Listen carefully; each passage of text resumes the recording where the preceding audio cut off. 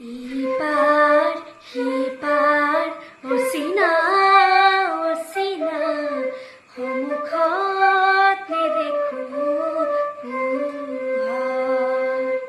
জহি যায় খহি যায় প্ৰতিদিন প্ৰতিপল